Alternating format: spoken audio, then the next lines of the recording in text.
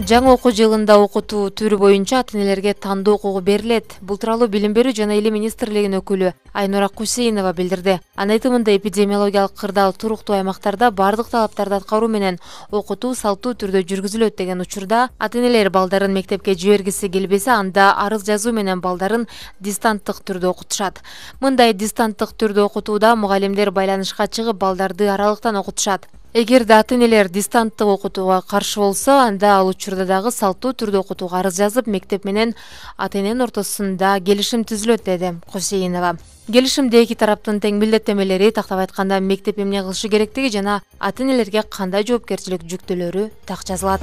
Кыргызстанда бала бакчалардын иштөөсүнө уруксат берилди. Билим берүү министринин орун басары Надира Жусупбекова билдиргендей, мектепке чейинки билим берүү уюмдары аймактардагы эпидемиологиялык кырдаалга карап, балдардын жана мугалимдердин ден соолугуна жана өмүрүнө коркунуч келтирбеген шарттарда ишмердүүлүк жүргүзө алат. Бирок аларга аймактык санэпид көзөмөл борборлору жана жергиликтүү бийлик органдары текшерүүдөн кийин уруксат бериши керек. Ар бир бала бакчада санитардык талаптар аткарылышы шарт, деди Жусупбекова.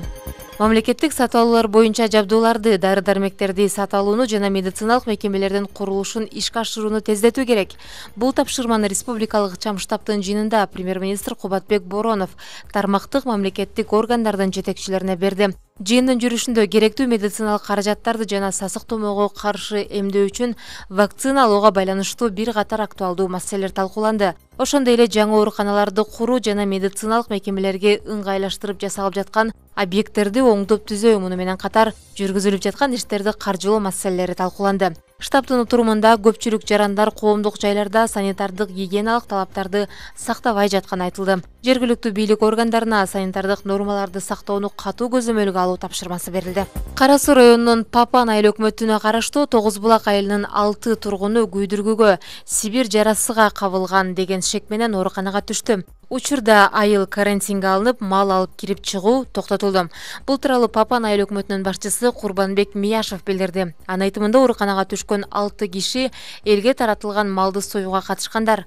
Ал эми союлган уйдун этин 288 киши жеген. Азыр так аныктала элек, шек менен гана ооруканага жатышты. Союшту башка жактан алып келип элге таратышкан. Папан боюнча биринчи ирет катталып жатат. Бүт баары залалсыздандырылды. Ар бир адам өз дарысын ичип ийнесин алды. Малга да ийне сайылды. Башка жактан мал алынып келинбеш үчүн ошол айылга карантин жарыяладык, деди Мияшев.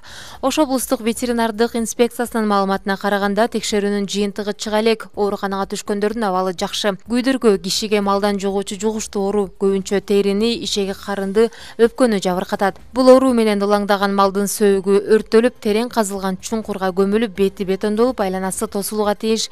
Оорунун очогу 100 жылга чейин ачылбай, адистер жылына 2 ирет дезинфекциялап турушу зарыл.